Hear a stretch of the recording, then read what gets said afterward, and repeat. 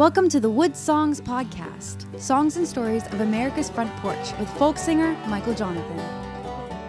He wrote to his brother, "Art is to console those broken by life." Today's podcast is about an artist that was incredibly misunderstood, incredibly rejected, incredibly hurt, very lonely, very ill, but he loved color and painting and drawing. And his life started out very difficult. His mother gave birth to a child, a little boy, and named him. And that child died at birth. And about a year later, this artist was born. But the mother was so broken by what happened to her that she named the new little boy the exact same name as his dead brother.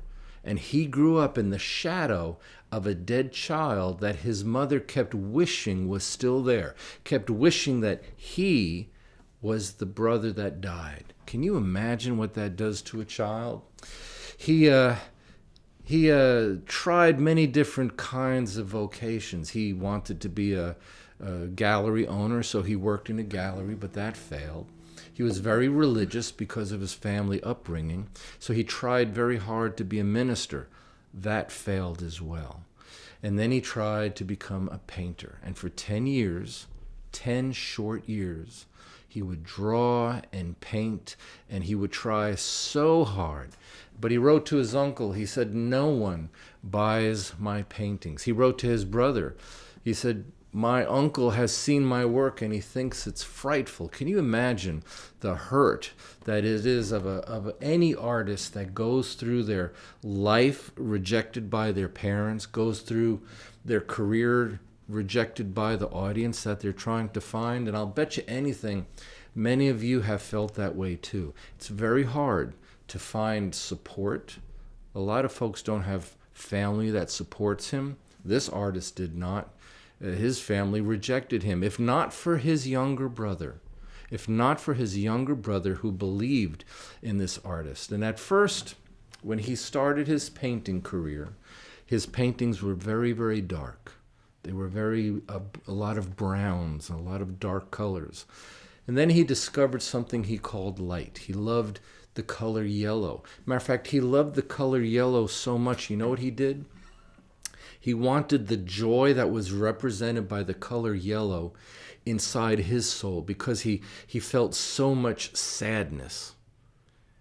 So he would start eating the yellow paint, hoping that by ingesting this paint, that bright, happy spirit that the color yellow gave him would become part of his own soul. What he didn't realize, that paint was full of lead, and it made his illness even worse. And his brother, who was supporting him, his younger brother, sending him money and paints to keep his little burgeoning career going, tried very hard to keep him enthused because this painter kept falling into deep, deep depressions. And so he went to a mutual friend, another artist named Paul Gauguin. You may have heard of him before. And one of our podcasts in the future is going to be all about him. What a strange man he was. But the artist's brother, his younger brother, paid Paul Gauguin to be this artist's friend. Can you imagine that? You had to pay someone to become a friend so that your older brother wouldn't, fall apart at the seams. So Paul Gauguin went and joined this artist, and for about a month lasted with him. But he was so clingy, this artist was so clingy that Paul Gauguin was going crazy being around him. And Paul Gauguin's art was much, much different than this artist. And Paul had very strange personal habits. But after about a month, Paul decided he had it. He couldn't take it anymore. So 2 days before Christmas, he announces to the artist, "I am leaving you. I can't deal with you anymore." The artist was hurt, rejected yet again, angry, lonely, in fear of the emptiness. So he got a knife. And as Paul Gauguin walked in the darkness going towards a bar a few blocks away, the artist comes down the stairs with a knife and creeps behind Paul Gauguin in the darkness. And Paul heard something, turned around, and he saw him holding the knife. And it so humiliated the artist, so put such fear in him for what he was about to do to this person that was supposed to be his friend. He runs up the stairs and he cuts a portion of his ear off. Downstairs was a little cafe, and there was a waitress there that had a lot of health problems, was a little deformed. So he took the portion of his ear, went down, and gave it to the waitress in his mind to show her that not everybody is normal, not everybody is healthy, not everybody is put together right. 2 days before Christmas, he cut his ear off. He ended up going into an asylum. And while he was in this asylum in the south of France, he would look out through the bars of his window at night, and he'd see the stars above. During the day, they let him in the garden below to paint. And so he painted what he imagined. He painted a prayer to a God that he wasn't sure he even believed in anymore. Remember, he tried to be a minister once, and that was a failed effort on his part. So he would paint this prayer into the starry skies above. He painted a hometown because he didn't have a home. He painted a big, tall cypress tree, something that represented strength to him because he was weak. And he tried to finish the painting and give it away, but it was so sloppy. It was so not right. Back in the day that he was painting, other painters tried to be almost photographic in how exact their paintings were. This was a very sloppy painting. You could even see the canvas through the brushstrokes. And nobody wanted this painting. Nobody wanted it. Nobody liked it. Even Paul Gauguin. He tried to give his friend who left him this painting as a gift, and even Paul Gauguin rejected the painting. I went to the Met in New York City to view this thing. It's hanging there. It's got a very plain, simple frame. It almost looks like a Walmart frame. That's how plain it is.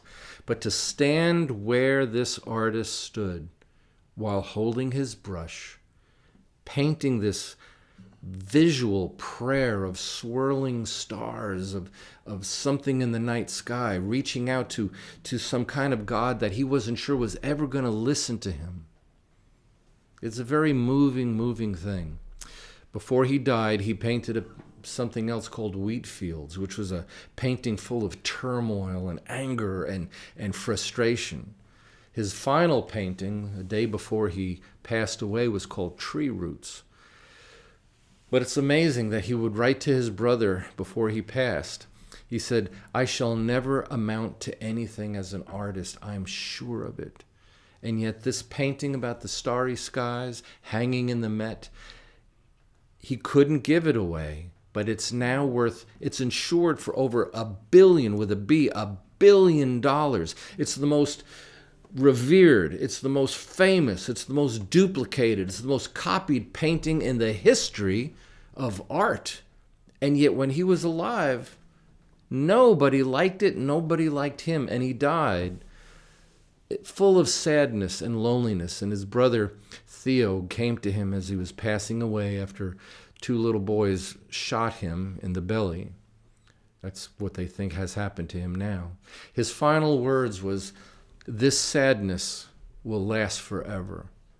There was a song, because of publishing litigation these days, I can't sing the melody, but you know the guitar arrangement goes like this.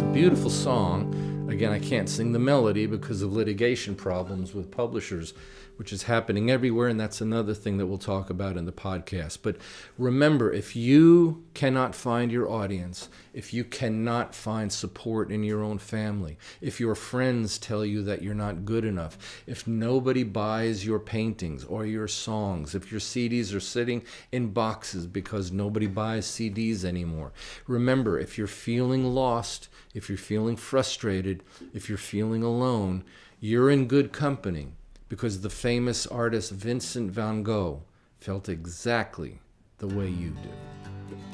The WoodSongs Podcast, songs and stories of America's Front Porch, is presented worldwide by Martin Guitars, the Department of Kentucky Tourism, Ear Trumpet Mics, and listeners like you.